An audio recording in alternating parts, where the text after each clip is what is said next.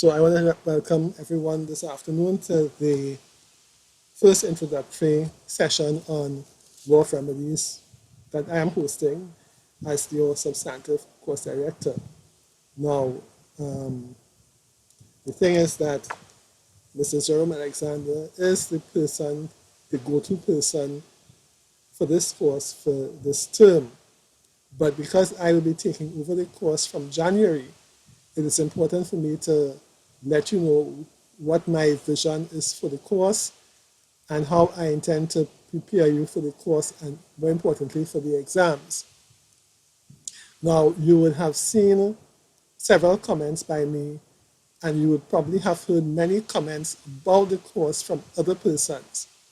And my stock response to whatever you may have heard is to believe all the good things and everything else judge for yourself. Because many students make comments about the course when they have not really paid attention to what they are required to do in the course. And that has created many problems for them. Okay? So where I would like to start this afternoon is by directing your attention to the introduction to the course in the manual, because for me the introduction is the most important part of the manual, and I will tell you why. The introduction tells you what the objective of this course is. If you turn, for instance, to Roman numerals 7, it talks about the course objectives, which is what I expect to achieve, what I not expect to achieve, what I aim for. What I'm aiming for in structuring the course and in teaching the course and delivering the course in the way that I am delivering it. Okay? And you will see student outcomes, which is what at the end of the course, at the end of what we have done for the year, the student outcomes are those things that I expect you will achieve as students from the course at the end of the day. So my mission, as it were, starting out the course to set out objectives and to enable you to have the characteristics, discipline, skills of an effective attorney at law. So the first thing I want you to pay attention to is that I'm not treating you as students, okay? You are students at the Faculty of Law. When you come to the law school and you leave here, you are expected to practice law, because the profession, attorneys in the profession are going to be sending you to court. Clients are going to be asking you to deal with matters on their behalf. They don't want you to practice on them, okay? Then they would like you to be able to practice law in a professional manner. So whatever practice you have to do before you get into the practice, the legal profession, that has to be done at the law school. Because if you don't do it at the law school, you are going to what I call inflict yourselves on innocent people who are paying you good money to deliver a service. Okay? So I don't treat you as students at the faculty. I expect that at the law school, this is your transition point between the academic approach of the Faculty of Law or your undergraduate degree and your professional, you entering the profession and being able to practice as a professional. So you have to, the skills and the discipline and all of those attributes and aptitudes and values that you need to have in practice, you need to display them here. I have heard many students in the past say, well, you know, law school is so impractical, I will learn how to practice when I get out there. Nobody wants you to practice, learn to practice when you get out there, okay? Because I'm testing you on your practical skills in your May exam. And I will be preparing you for those skills during the course of the year so that you have to start making those changes now.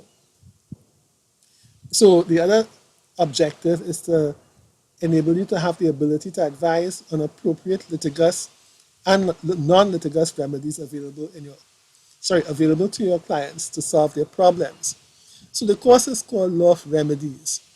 In other words, a client comes to you not to hear a grandiose exposition of the law and a very high sounding academic treatise about what you think the law is and so on.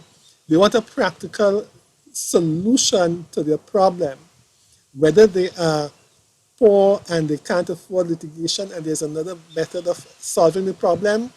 That is your responsibility to advise them on. Okay? Uh, Advising them on a litigious solution when that is not practical for their circumstances makes no sense. So that is why we talk about an appropriate litigious or non-litigious remedy for them. The third objective is the ability to assess and quantify the measure of damages arising out of breaches of contract and tort. Okay, and that is part of the substantive element of the course. Now, you will realize that, and that's the last one, the ability to prepare and present arguments and opinions on the assessment of damages in litigious proceedings. So, three, and to a certain extent, four, the third and fourth objectives are designed to a more substantive law issues, telling you what the law is or trying to engage you in what the law is and how to apply it. Items 1 and 2 are more designed, are more qualitative approaches designed to get you to change your approach to how you deal with legal matters and engage in a more practical approach as opposed to the academic approach. Now, that is as important as the content-based approach of 3 and 4, because you can know all the law in the world, but if you cannot take a practical approach to how you are going to deal with it, you are still likely to fail the course. And that is simply because the method of assessment that you are going to be assessed by is an extremely practical one, and we'll talk about that in a while. Okay? So in terms of the student outcomes, you should be able to solve your client's problems using the widest array of tools that are available, apply relevant issues of fact and law, draft advices on quantum, present a claim of damages before any court, negotiate a fair settlement for your client's losses prior to or during the course of litigation. So I think those things are relatively straightforward. Anytime during my presentation, please feel free to ask any questions that you have, okay, whether it is on the point or whether it isn't, okay, and I will address it either at that point when I see it or at an appropriate time later on. Now, I want to talk about the prerequisites for the course, because many people feel that they are here when they come to class to sit down and absorb everything that the lecturer or the tutor says. Okay, and that is not so. 80% of this material that you have to do in this course, you've already done at the Faculty of Law, okay, or at your undergraduate degree level. The mere virtue of having done certain elements of tort and contract would have equipped you well in advance to be able to deal with these areas. Unfortunately, many students have told me that at faculty, whether it is at the LLB level in terms of the University of the West Indies, or whether it is UG, or whether they came from London or any of the other degree programs, they have effectively learned and mastered the art of learning bits and pieces of the law as expected, addressed by their... Just hold a minute, my phone is ringing, I need to get rid of it.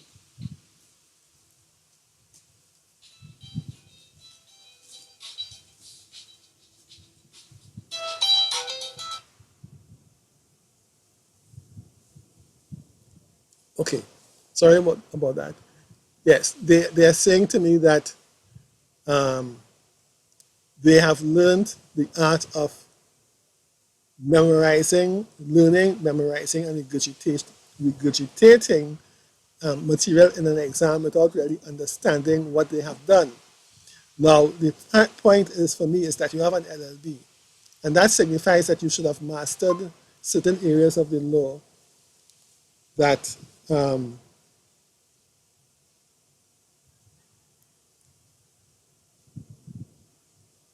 that you have to deal with. I thought it was maybe a student trying to get me on the line because they were having trouble getting on to this site, but apparently it's DigiCell sending me one of their foolish messages again. So, okay. I was saying that because you have an LLB, I expect that you would know what the law is in these critical areas that I call conversational law, and I explain what conversational law is. And those areas that you don't know, you'll be able to research and understand and find and be able to assimilate. Now, I know from experience that there are certain areas of contract and tort that students are having difficulty with, and so I will be posting videos on those areas on the blog. You choose to take a look at it and try to understand the areas that you may not have understood previously, but that is not for me to teach. Okay, that is for you with the LLB. Just as I have had an LLB and I have had to be able to deal with those issues, we are in the same position as far as that is concerned. Okay, so I don't expect any of my tutors, and I'm going to advise them not to lecture to you on those areas that, by definition, you have already done at faculty level. So those are what I call prerequisites for the course. In terms of the issue of damages, now we also do what I call alternative remedies. That is what I also call modern remedies. So, for instance, you would note in the introduction to remedies, the remedies section of the manual, in part 1, for instance, that I speak about traditional remedies in common law and equity. And those are remedies that have been existing for hundreds of years in the English system. Excuse me. But because of modern developments, because of the complexity of modern life, there have been other remedies that have come in mostly by statute that we deal with in the course, which are concurrent, which run concurrent with and can easily be a substitute for those traditional remedies, because those traditional remedies are all litigation based. They all rely on the parties to go to court to have those remedies addressed. In modern law, or in the modern circumstances that we are faced with, we have remedies that are similar to the traditional remedies, but you don't have to go to a court of law. You don't even have to actually apply to need a lawyer to go and seek those remedies for you. In some cases you do, yes. In some cases it will be helpful for you to have an attorney, but in many cases not. And so you have been exposed to some of those areas. Public law, for instance, is an alternative remedy, because in many jurisdictions, especially in England, they don't have a written constitution which guarantees certain rights that we have. Judicial review in some jurisdictions are not as developed as in others, and judicial review presents, especially for Trinidad and Tobago, presents a very vigorous alternative remedy to the common law remedies that are normally available. Then we have what we call statutory remedies. We have processes by alternative dispute resolution and so on, and those are highlighted in the book. So for those of you who have, by definition, done things like public law, judicial review, in some cases many of you have done alternative dispute resolution, those areas you need to brush up on. Your equitable remedies, for instance. You need to be able to pull your books out now. Okay, you should have done that during the vacation, but you should do it now if you haven't, and start reading up on those areas, because we are not going to be lecturing on areas that you are deemed to have studied before. Okay, so any questions so far? Or am I talking to my computer screen and nobody is hearing me? Okay, so could I just get a quick response from someone to indicate that they are at least hearing and following what I'm saying?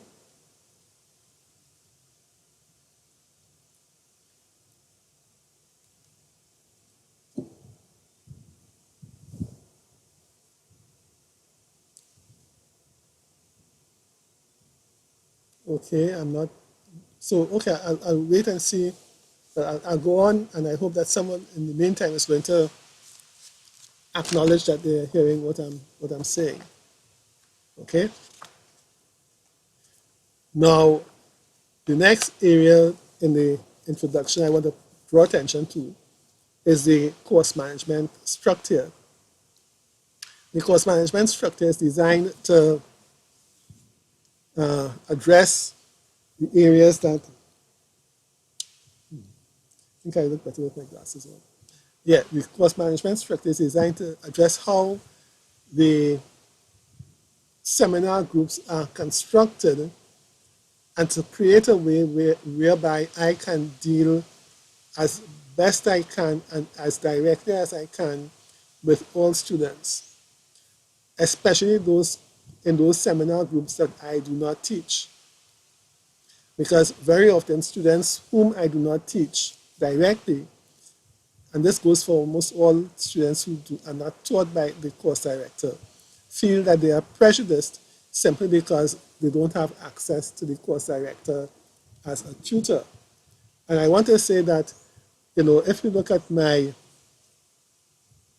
introduction to myself, I make a very clear statement that I treat you as attorneys. I've said that before. I say it in this way. I treat you as attorneys, and you have the same rights to access me as any of my brother attorneys. So students have already started writing me, even though I'm not officially teaching at the law school this year. I am addressing you in this way because I see myself at a collegial level with you. In other words, as a brother attorney, not as a teacher-student relationship, but more from a professional relationship, because I want you to start seeing yourselves as attorneys and seeing that you can feel confident in approaching me as an attorney. Now, obviously, there are some limitations for this term, simply because the whole point of my taking study leave is to pursue my thesis and to do my research, and there's only so much interaction that I can have with you. I will try to respond to every query, but I would urge you to try and make that a minimum. So the case management structure is designed to, we have eight seminar groups. And in each of the groups, the senior tutor is going to subdivide the students into smaller groups, which will be responsible for, and those group allocations will remain the same for when you have to do your compulsory assessment assignments for the year. And I want to be able to use that configuration to help you to navigate successfully in this course. In other words, in each of those subgroups, if you have a leader of the group who manages and coordinates and facilitates the working of the group, and in each of those leaders, they then go to the student who is responsible for the seminar group as a whole, then I will effectively deal with 8 students and have regular meetings with them to get a sense of what is happening with the groups, what is happening with the course, how students feel. And so it sort of filters down up, it filters up, and it filters down in terms of what our respective concerns may be.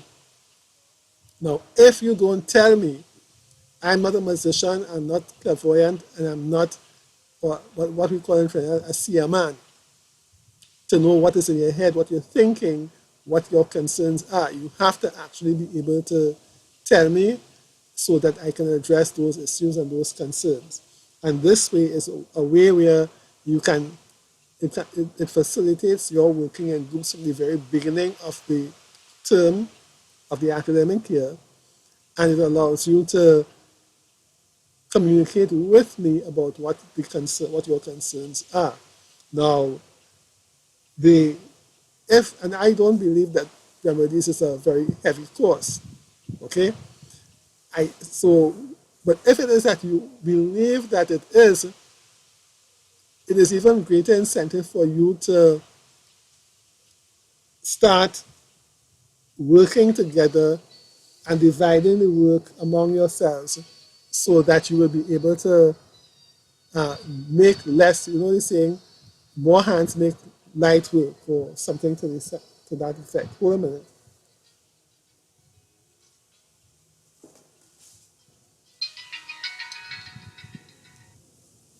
Okay, sorry about that. I'll have to take that call later. So that is the whole point of the course management structure. Okay, and and all of that is explained in the introduction. Then, of course, we come to the teaching strategies.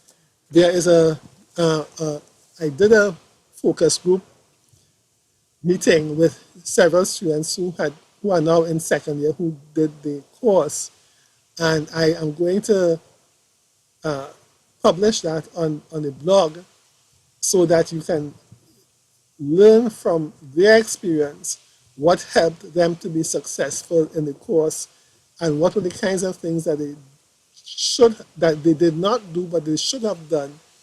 And I also had the session also looked at, and there were students who did not do well in the May exam and who had to do it over. And they also shared their experiences as to what they did not pay attention to and what they ought to have paid attention to, which made them successful the second time around. It is never my intention to fail students, okay? I start marking students at 100%. And you yourself mark yourself down as I go along. So, sometimes people say that, Theodore come out to fail students. No, I don't ever come out to fail students. But I have two constituencies at the law school. I have you, my colleagues, from the time you enter the gates of the law school, from the very first day of the year, to the time you walk into the exam room. I am accessible to you. I will work for you. I will work with you to help you to achieve success. And during the exams, I will pray for you.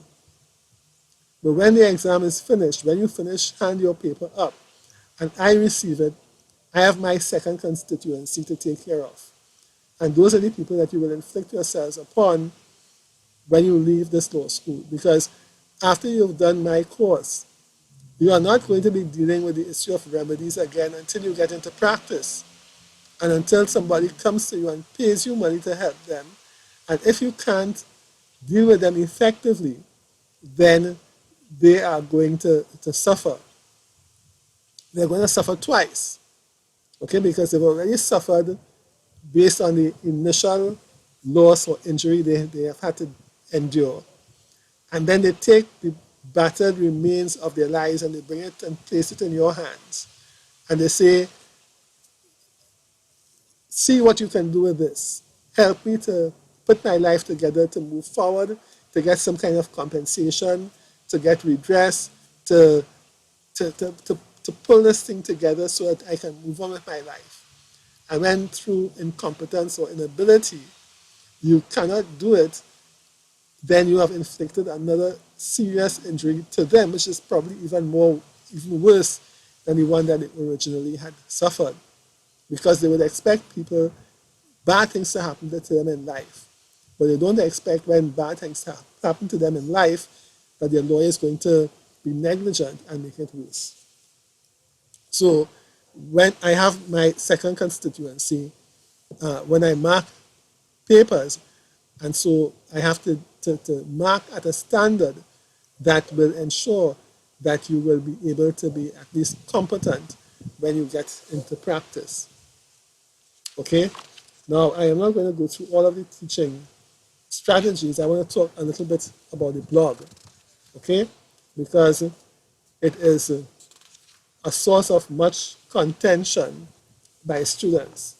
And I first want to address the issue of what students have said. They've said that, Mr. Theodore, if you don't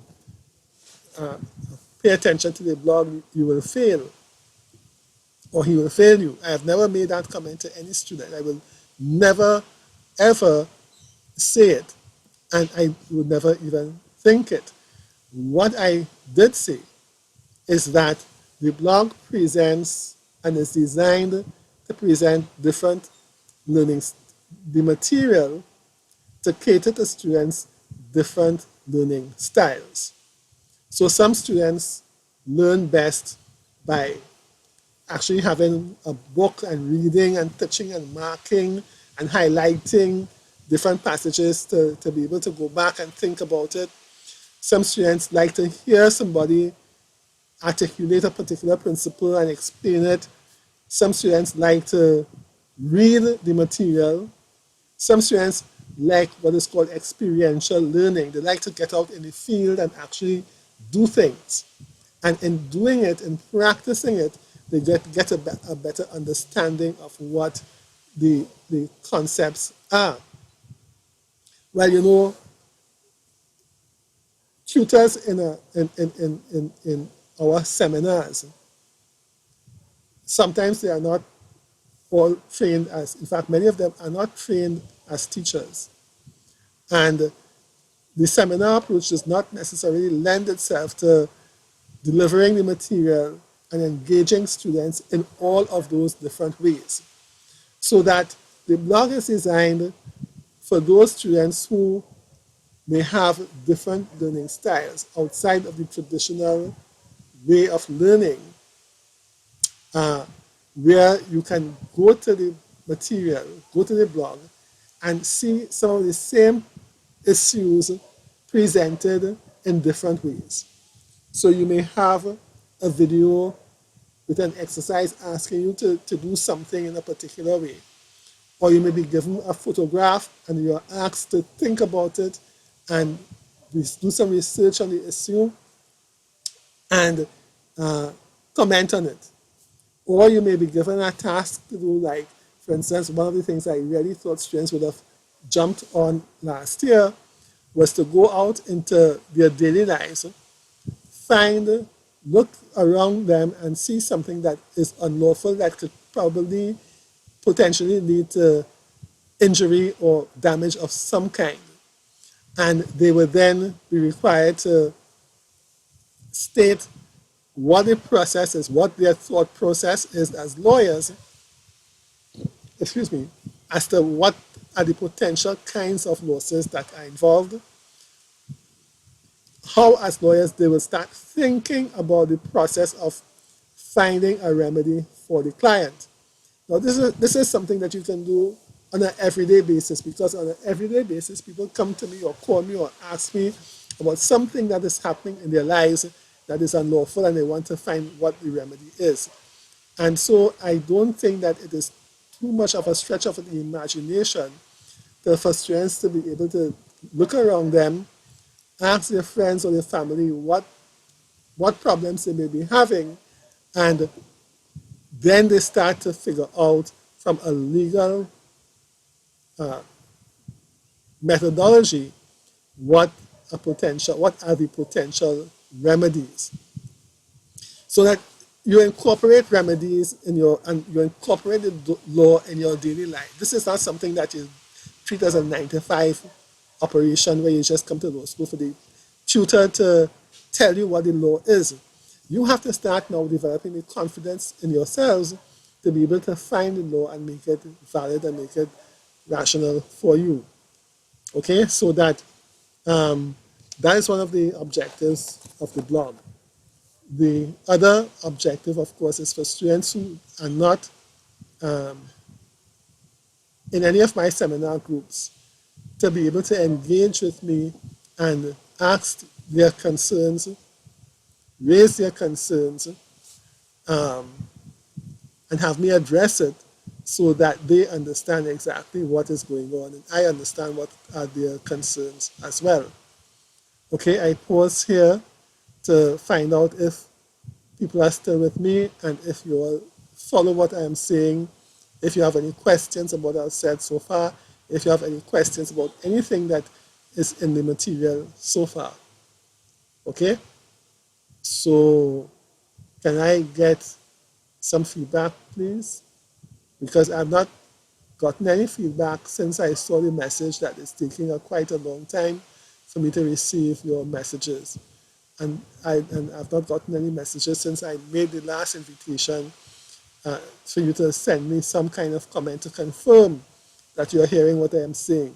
Because if you don't, then I'm going to assume that I'm just talking to my computer screen and I can defer this entire discussion to another time when hopefully we'll have some more response. And when I feel a little more comfortable, because as I said, I've been in town for the whole day and I rushed back here to be able to do this activity with you. And so, you know, I could have really been doing something else at this time.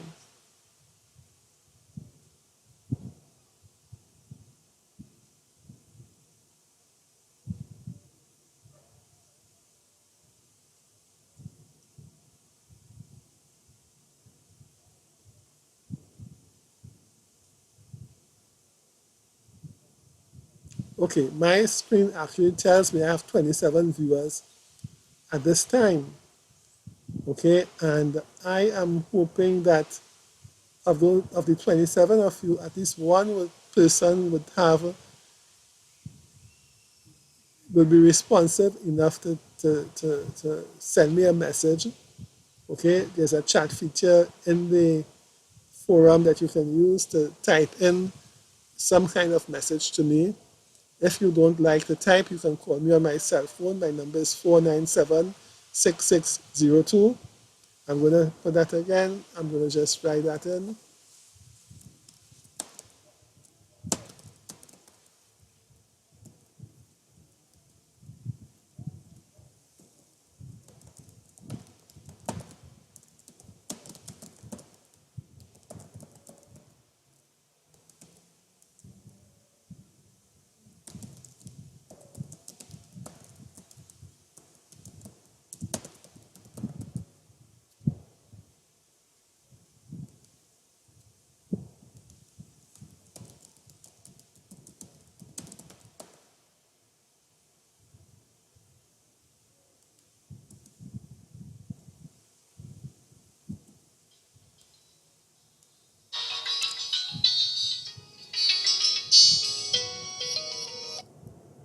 Hello? Hi. Uh-huh.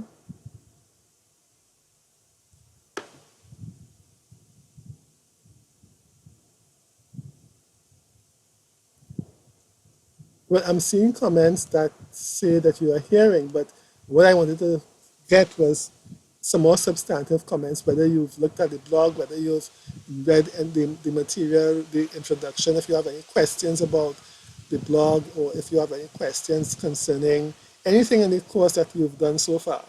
Maybe some of the tutors whom you have um, been interfacing with have made certain statements that you're not too clear about, and you wanted to um, find out about those issues directly from the course director who's going to be setting your exam paper. You know, this is the time that you are going to be interfacing directly with me, and therefore, this is the best time to raise any of those kinds of concerns you may have. So that's what I'm really trying to get out of you. Okay then, thanks. Okay, bye. So I would like to thank that student, that person who just called me to indicate, to confirm that you are actually hearing me quite well, and that some people did respond to say that they were hearing the question, as you heard from my explanation or my response to the student. My concern is that this is the time, the first time that you are interfacing with me directly, and you have already had 1 week of classes so far in the course, at maybe 2 weeks, and the seminar group leaders, the course, the tutors would have said certain things. You may have done certain exercises. You have done certain readings, I hope, and you may have heard things, for instance, that the structure of the exams are going to be different this year than from previous years. And so there may be issues that you want to engage me with directly, because if you don't, the next time I will be officially in charge of you is January. And I certainly think that students may want to be a little more certain about the future in terms of the exams, in terms of what it is going to be like, what arrangements have been made to ensure continuity of the course, to ensure its stability, to ensure that you are getting what you, in a sense, paid for from the course director, who's going to be setting and marking your papers. So this is your chance to really get it from directly from the horse's mouth, as it were. Okay? And I just want you to use it, the opportunity, to the best, to your best advantage, not mine. Okay? Because this is really for you, um, for your benefit. So um,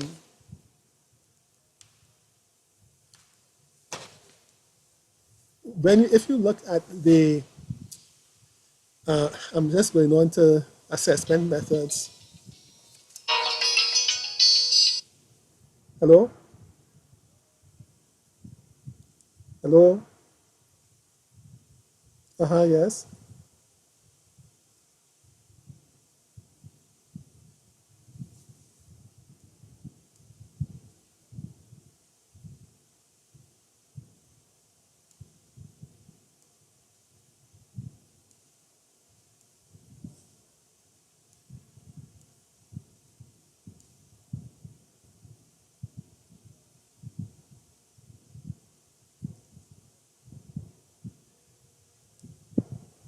Okay. All right, let me address that on air, and I'll raise your question. Okay, thank you. So the question is, um, while we may not have reached, or you may not have reached that point as yet, the student is a bit concerned about the differences in what I call classification, so terminology.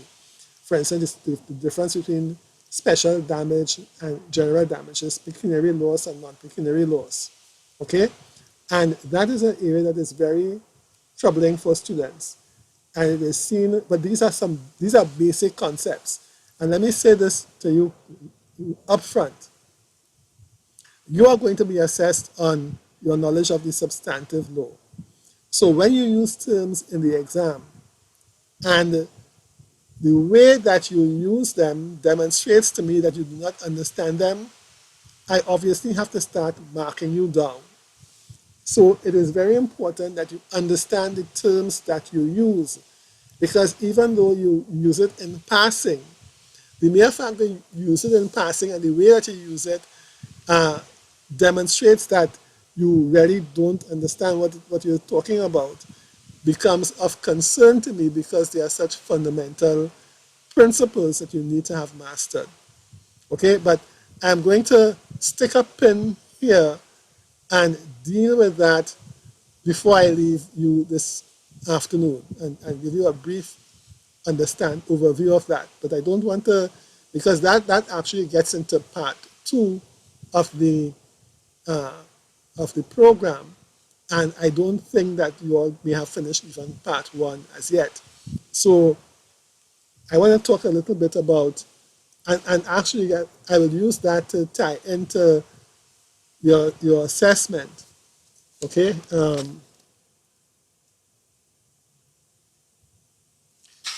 because you are only assessed at the end of the year when exam time comes around.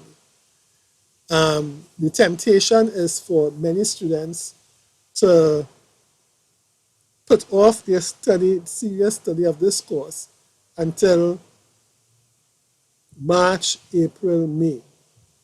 Okay? And that becomes a big concern, not because it is impossible to learn the concepts within that time. Many students can learn the concepts and regurgitate the concepts. But the problem is that you don't understand how to, you don't understand, first of all, you don't understand the concepts. But more importantly, you don't understand and you are not able to apply the concepts. And you are marked based on your understanding and you are marked based on your application.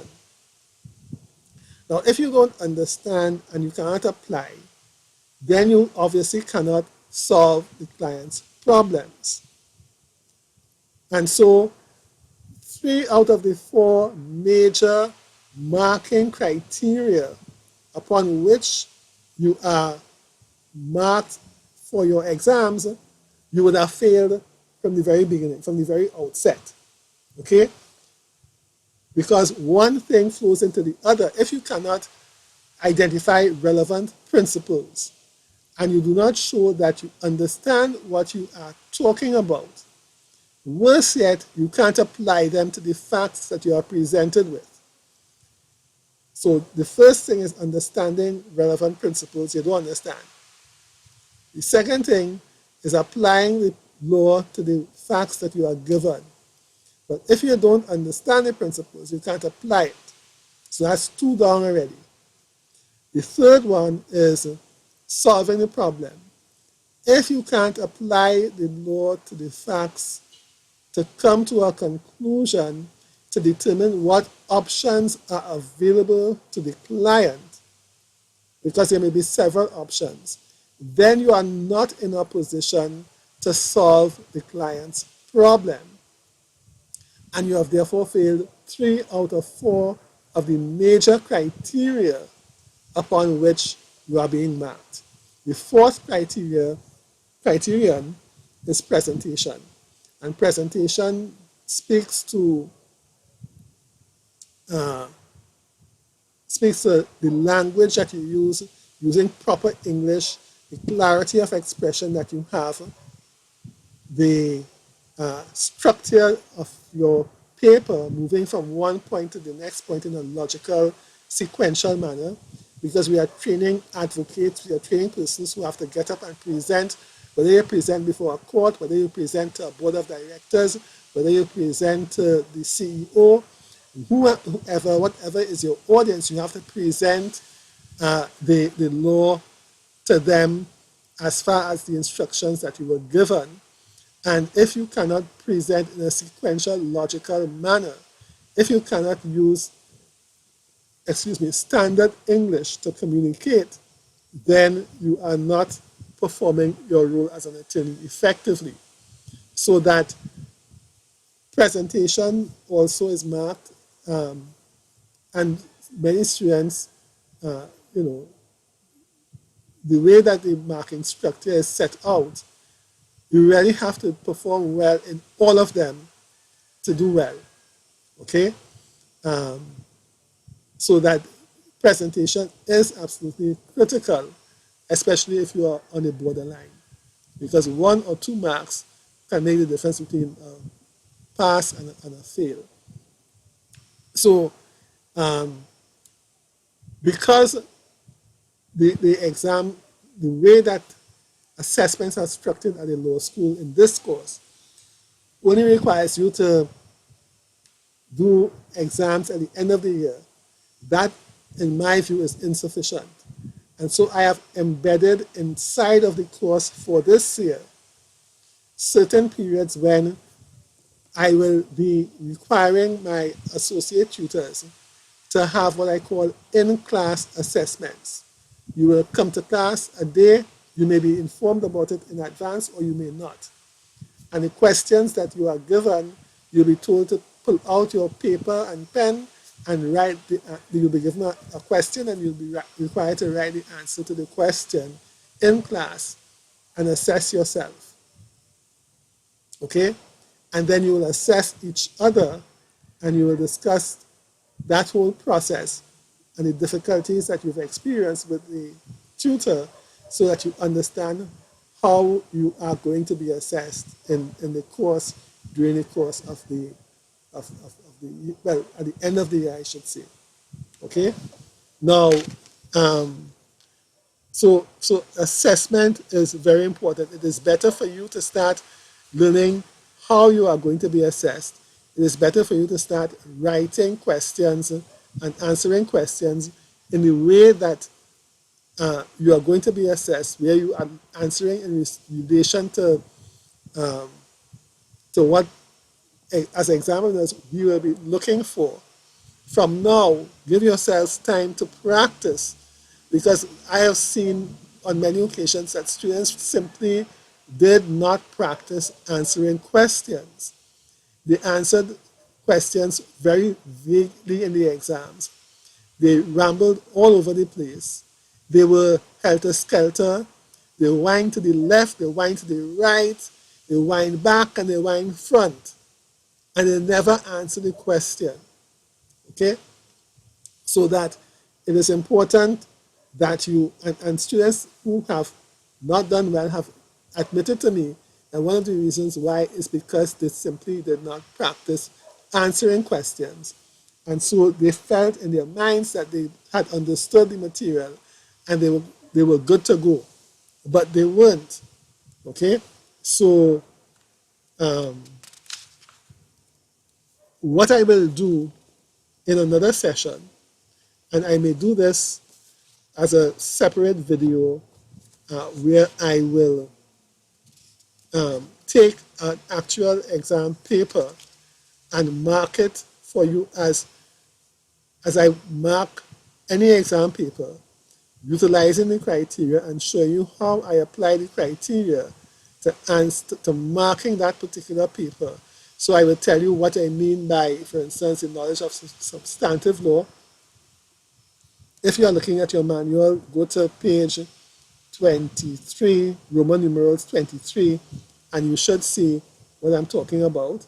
It sets out the meaning of the criteria so that, oh, and I was going to pull back to what I was saying just now about the categorization, the classification of terms. Let's take this for instance. Knowledge of substantive law means where applicable and appropriate, students should be able to identify and articulate the range of possible courses of action arising from the facts. Now, in the May exam this year, I deliberately set a paper with several different courses of action in it.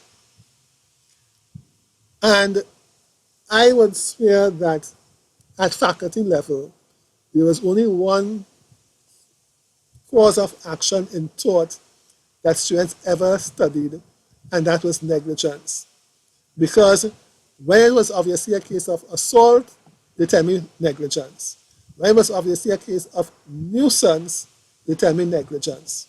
So everything seemed to be negligence, okay?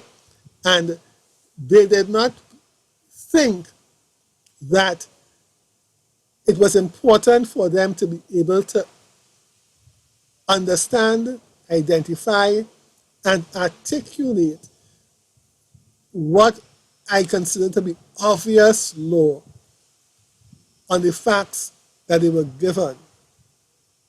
Now, it is a serious problem for attorneys when it comes to what I call conversational law, law that in any environment that you are in, people would expect you to be able to say something about negligence. I remember and this is a very true story.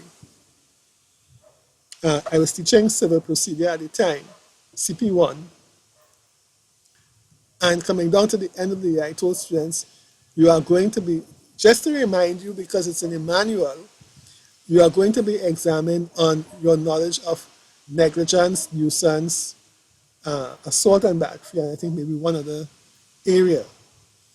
And a student waited for me to come out of the classroom, and she approached me and she said to me, Mr. Theodore, I need to speak with you. Mr. Theodore, you said in the class that you were going to examine us on several areas, including negligence. So, Mr. Theodore, at the Faculty of Law, I was able to pass my exams quite well, and I never did negligence. Those were in my younger days and my stronger days, because I was standing up at the time. And if I were any older, they could have knocked me down with a feather, because I could not understand how, as a student wanting to study law, even if it were not taught, but a simple area, well, not a, but an area that occurs every single day. The major tort that is violated in almost every single way, in every possible way. Negligence, it happens in so many different areas. Not only even in negligence per se, but even in a contract which is negligently performed can have what we call coterminous liability in tort, for tort of negligence and in contract. And so I can't understand how you could tell me that you never did negligence. So it is part of my implicit marking that these areas of obvious law, conversational law, you need to be able to be familiar with them. And if you're not familiar, that is a factor that I'm going to take into account in marking you. So, possible causes of action, the relevant types of remedies available on the facts. So, you can't tell me every single thing you know about remedies. I have another story for you. A student, same civil procedure, and you're all doing civil procedure, so hopefully you will understand what I'm talking about. Presented me with, before exams, I normally take answers from students and review them. So this student gave me an answer to a question. And after I reviewed it, I called her and had a conversation with her, and I said, okay, Miss So-and-so, how did you get this answer from this question? And I waited for the answer. So this was her explanation. Mr. Theodore, I recognized that this topic dealt with summary judgment. So I went back to all of the past questions on summary judgment, and I came up with one answer for all of them. So the answer to your question must be inside there.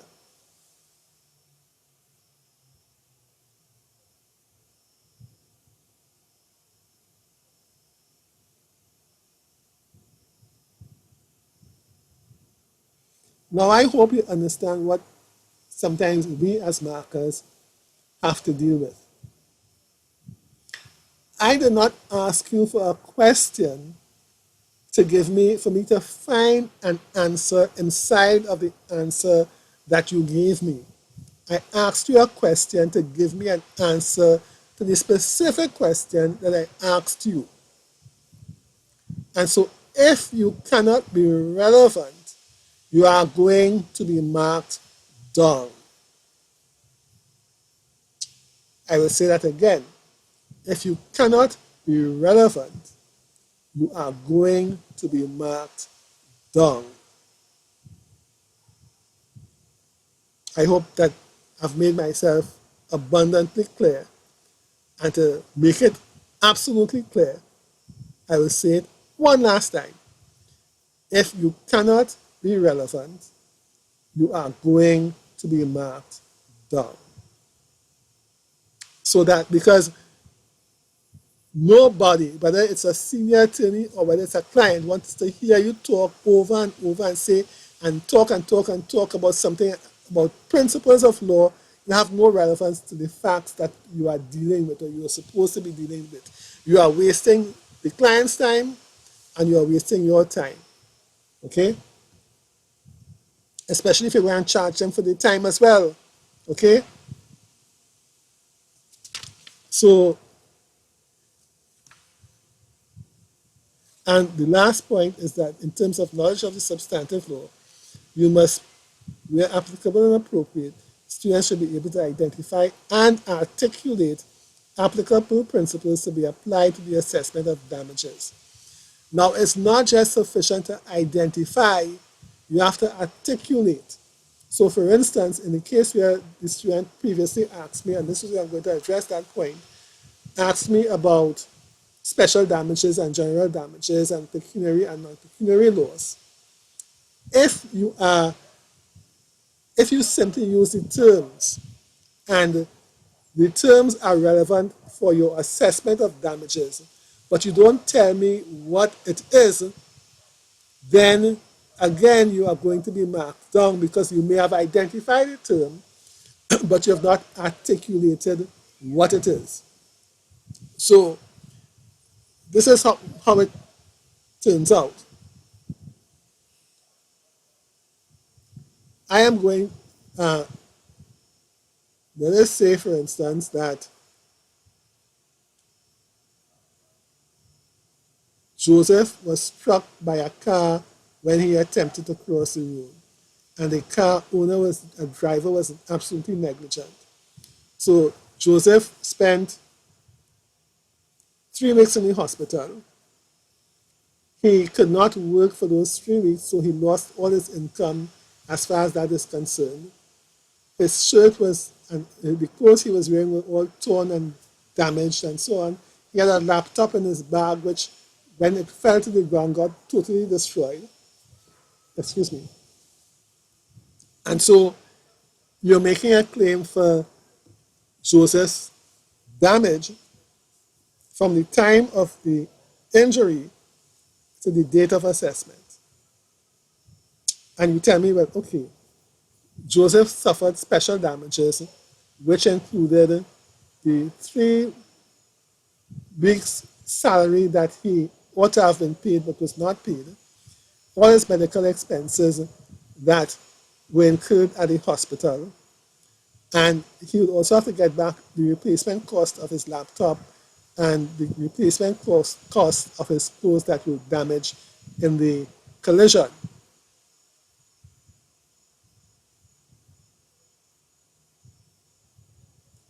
What you have not told me, and that is an accurate statement to make,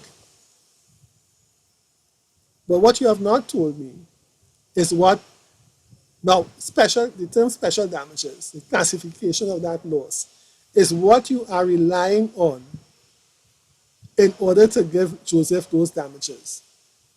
But you have not told me what that means. Okay? Now, the last time I checked, the Council of Legal Education was paying me to examine you. When you make a statement like that, you are assuming that I know what you mean.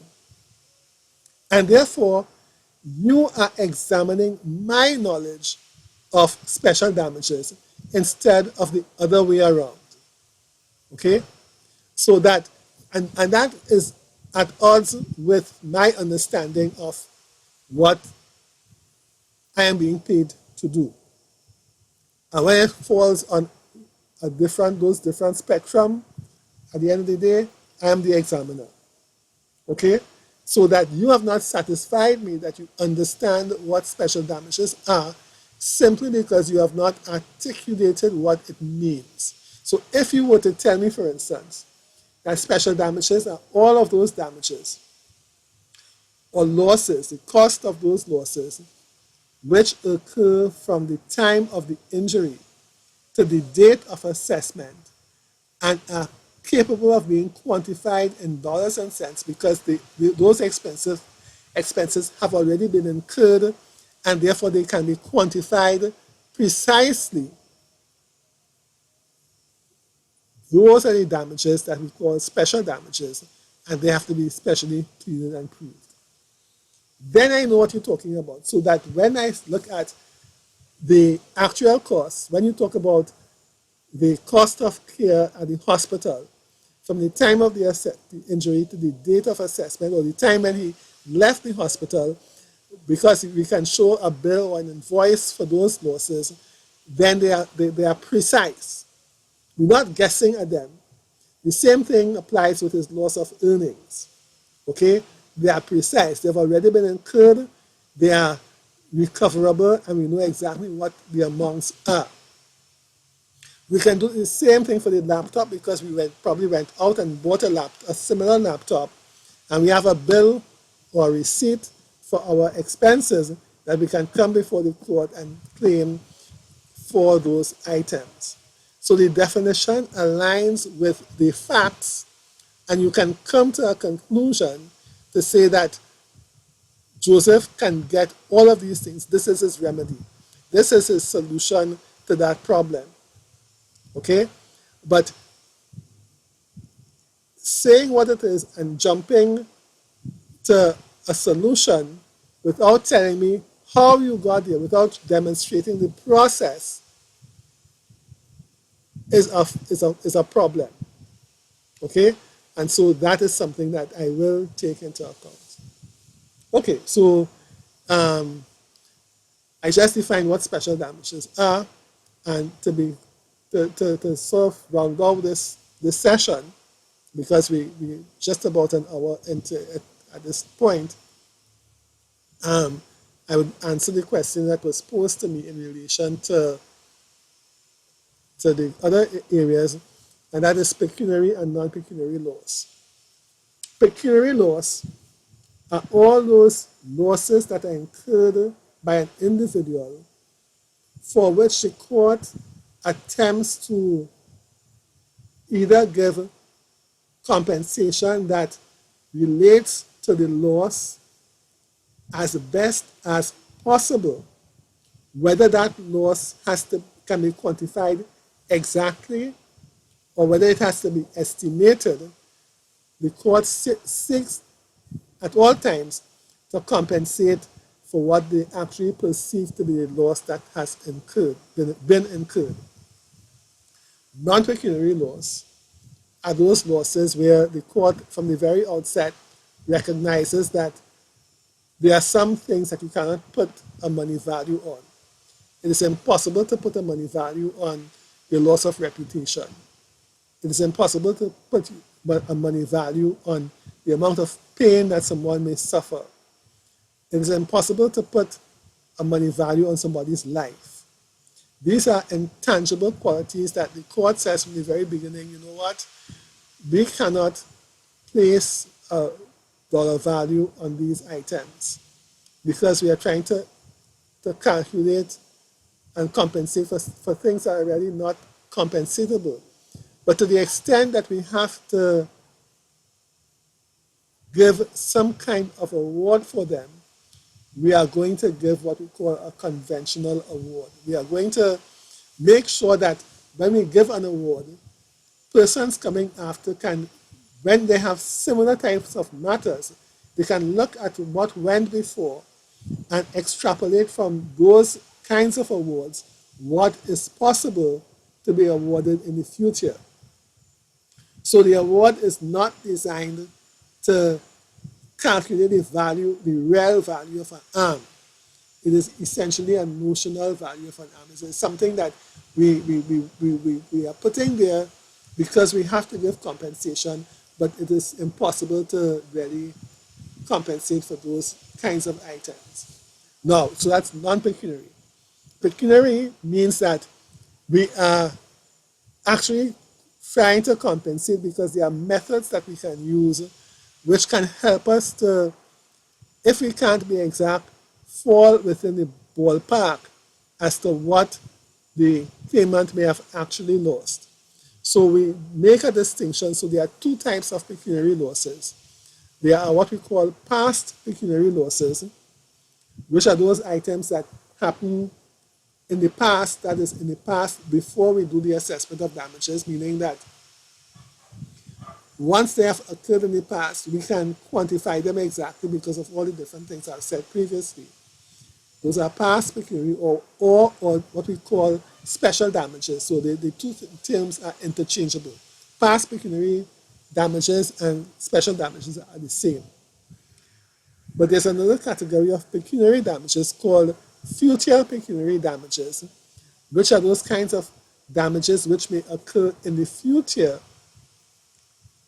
which now, because they're not in the past and because we cannot quantify them exactly, we have to estimate what they will be. So that once we are estimating, and there are several methods by which a court can estimate future pecuniary loss based on the court's experience and the techniques that they apply. But once we start getting into the realm of the future, we are still trying to estimate the actual loss as far as we can as to what the claimant will suffer. And so we are not, so it's not an issue of non-pecuniary loss. It is that we are actually still trying to compensate for it, but in this case we have to estimate. And once we are estimating any kind of damages, we classify that as general damages. So general damages are future pecuniary loss, and general damages may also be non-pecuniary loss because we are also estimating those losses. It's difficult for me to, I think it may pose a challenge and a problem for you to just have me speak on the issue without giving examples and without going into the kind of presentation I would normally make for this particular issue. So I will want to stop here at this point. And I hope that the simple outline I gave was understandable and so that you can, benefit from it. So I think that, the last thing I want to really pay attention to is really what I have about myself, my background, so that you see where I come from. That is important because it is what informs me as to what I input into the course, what I expect from you, how I expect to relate with you. So the silent treatment you have effectively given me this afternoon is not something that I'm particularly happy with. I much rather a much more interactive session where I can get a sense of what you really feel. And so I appreciate the calls that the students made to me to address the issues that they did ask me to address. But I really felt that I could have had a lot more interaction with you. Okay? So we're up to 39 viewers now, and I only got a very limited response from all of this. So I just want you to pay attention to page 28, Roman numerals 28, where I talk about, my teaching philosophy. And my teaching philosophy has to make you as students, has to empower you as students. It's not for me to have you regurgitate what I say. You must understand, you must start now taking control and taking responsibility for your learning. Okay? I will give you guidance.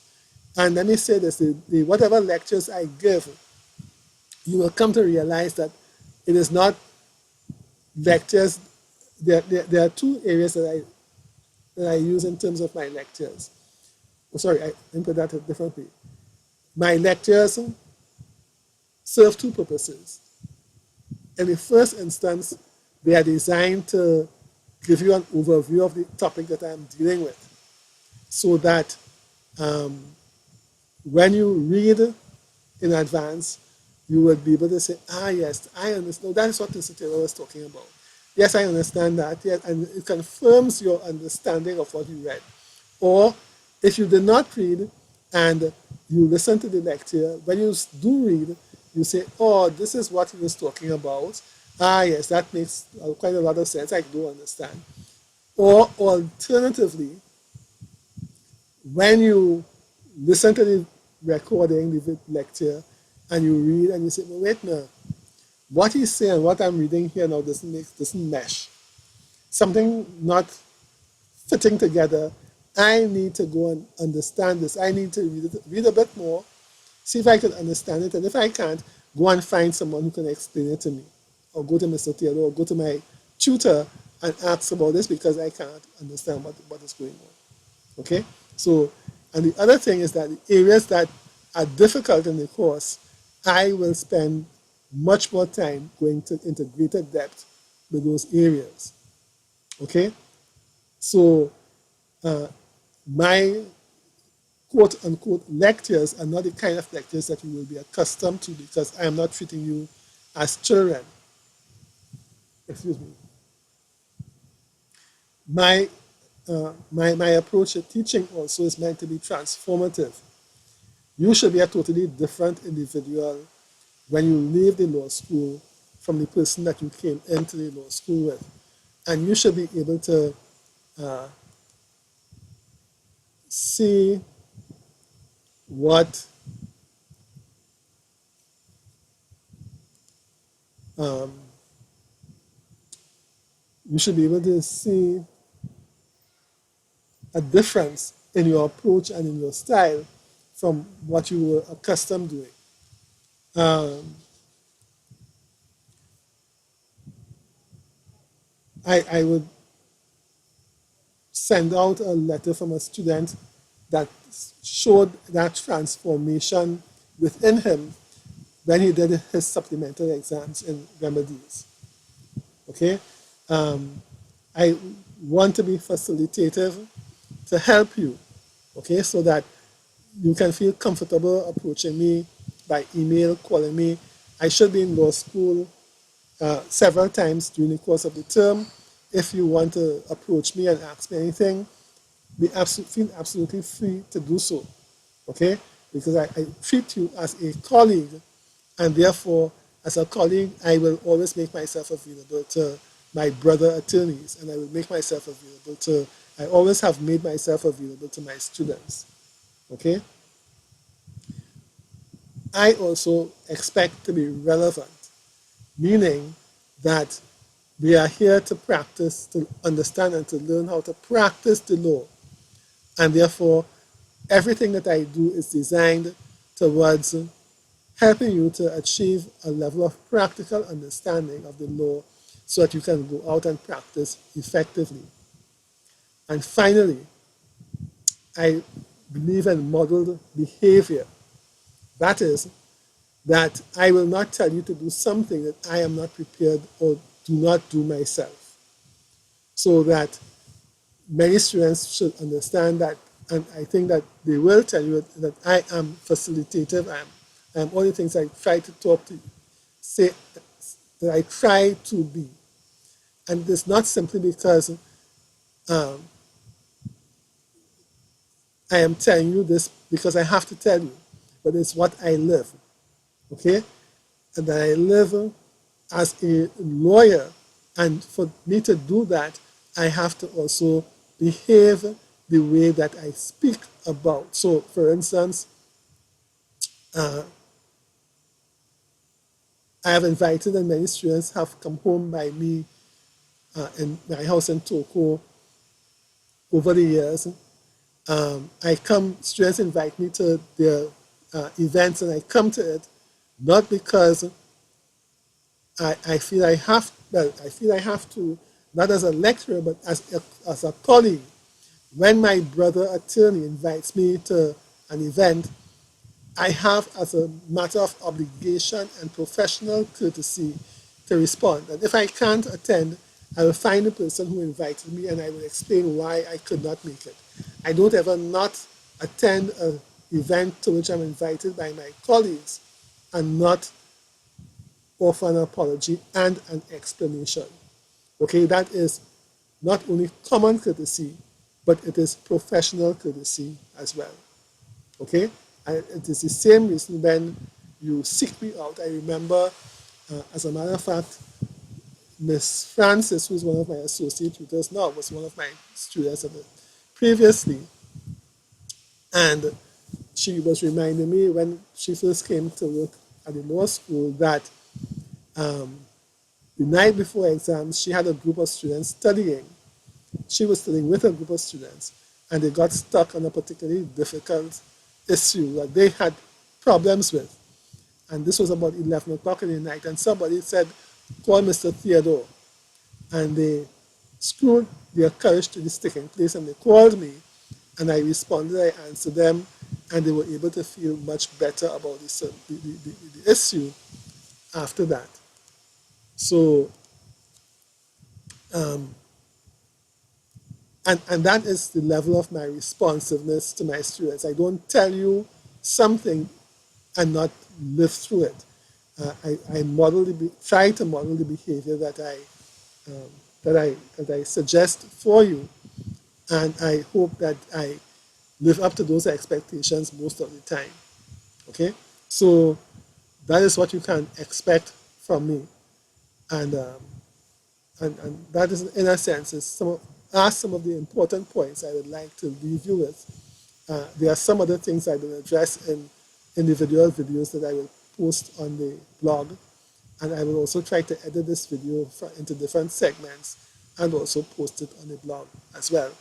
Okay, so if there are any other questions, any other issues you want to raise, speak now or forever hold your peace.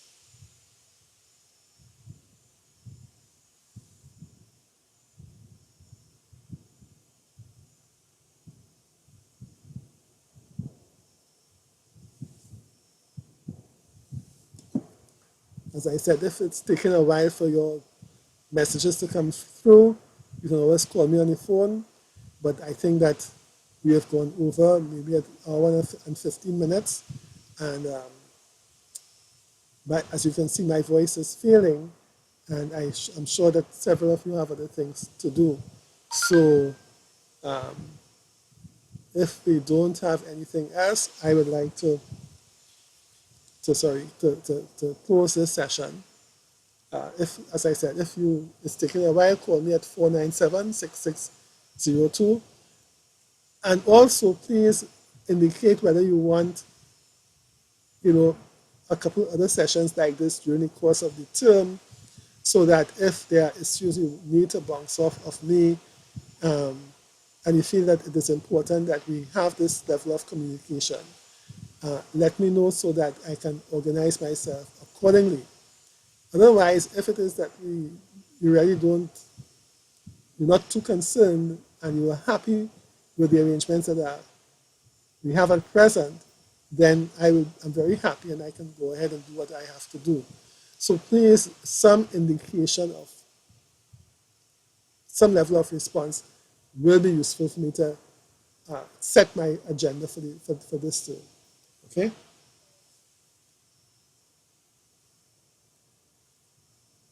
Maybe a little thank you might be useful as well at this point.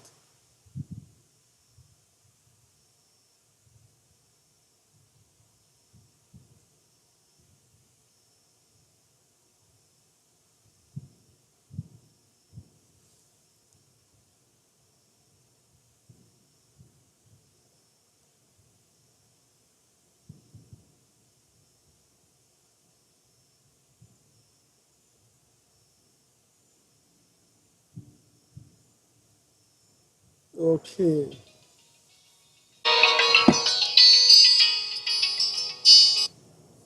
Hello? Hello? Yes, speaking.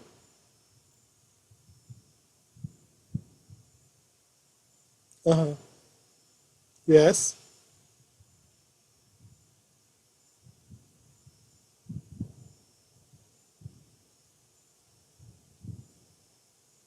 Well, I will have to tell you because it's not always that I am going to be streaming. You know, I will have to set up an appointment and a specific time to have this interaction. Well, the thing is that, as I was saying just now, people are not responding to tell me whether they feel that this was useful or not, and whether they will. Okay, well, you are the one person that has called or even, you know, send a message on the chat feature to let me know there are 39 persons who were online just now when I made a comment. And no one has even said, well, thank you, or Mr. Taylor, can you address this issue or that issue, or we appreciate what you've done, because I didn't have to do this. I am not the course director.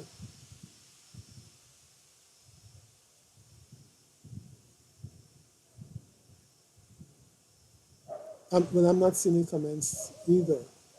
But okay, I will take your word for it.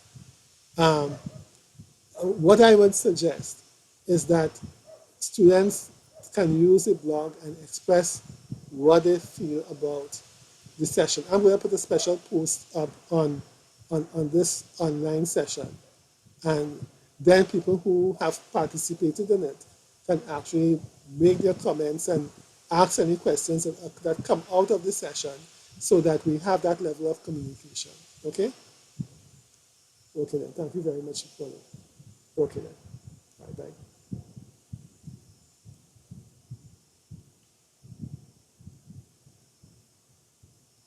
Okay, so that call was a student who called to say thank you and to ask about sessions in the future.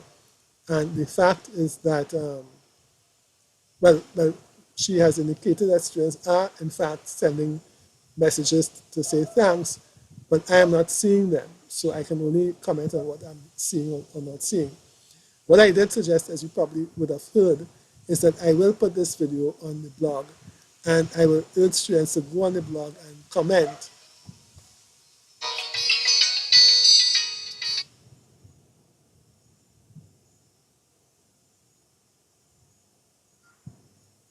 Okay, that I will. I missed that call. It just stopped off. I don't know if it was someone trying to get me. Okay, I'm getting another call. Hello. Yes. Speaking.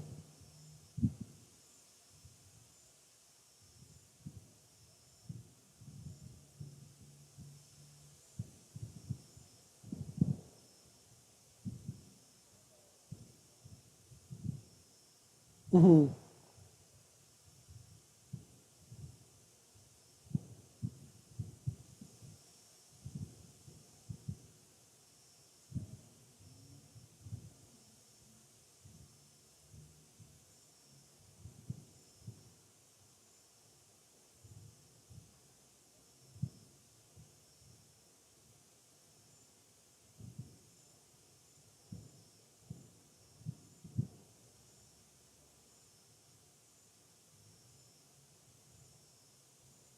Hmm.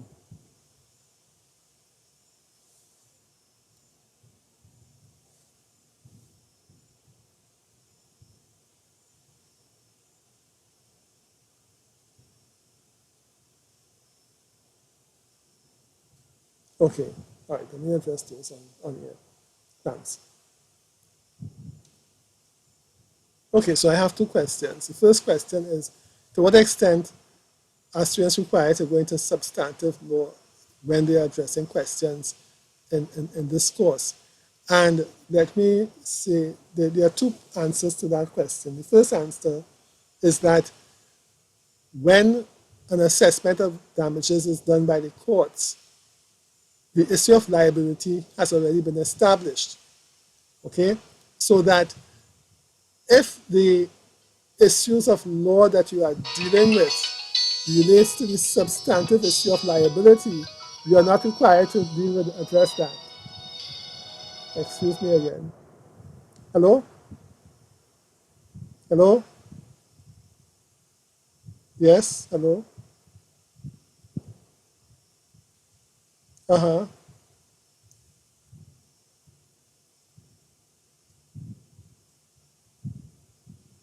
Yes, okay.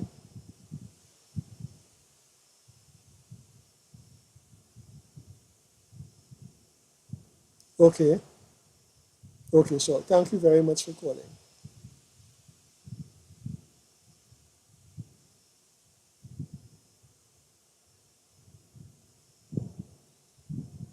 Okay, you're most welcome. Okay, goodbye. Okay.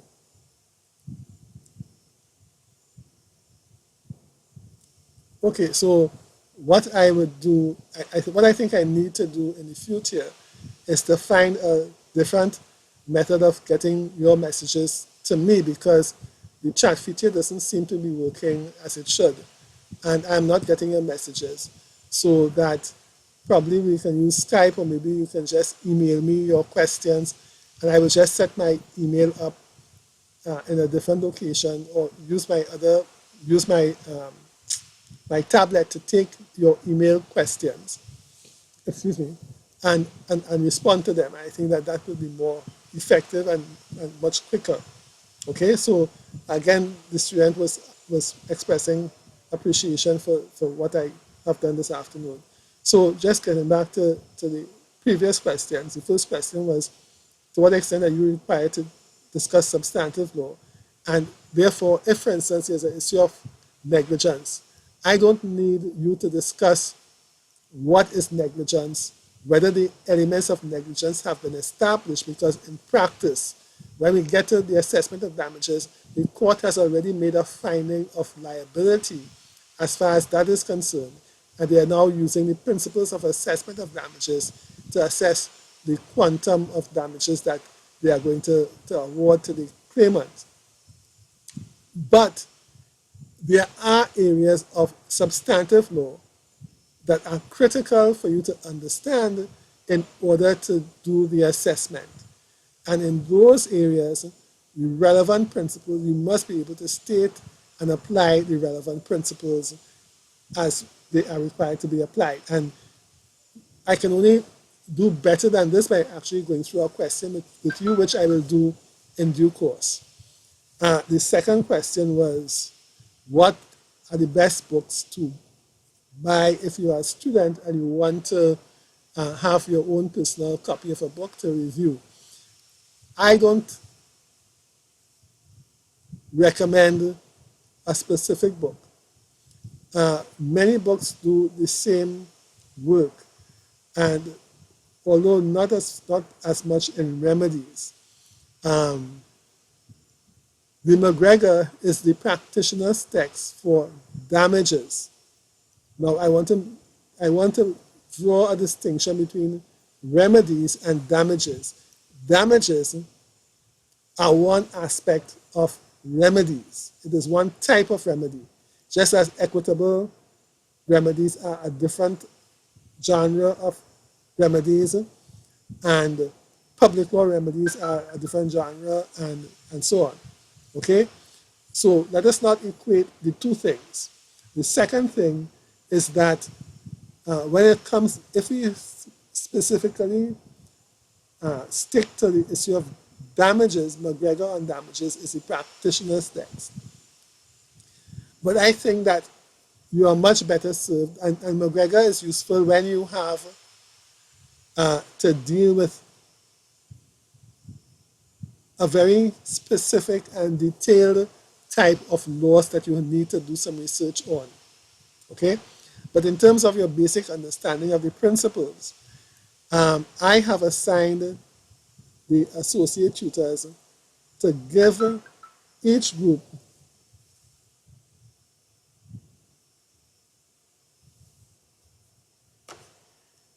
cases which they are required to brief. And I am asking them to divide those cases into groups. So the groups will brief the cases so that at the end of the day, and distribute that to all the members of the class. So at the end of the day, you will have case briefs of the most critical cases and damages. And that to me is much better than reading the McGregor or any textbook. Okay? I will also be putting forward some local cases on the blog as we go along. I didn't have time to amend the manual as much as I would have liked.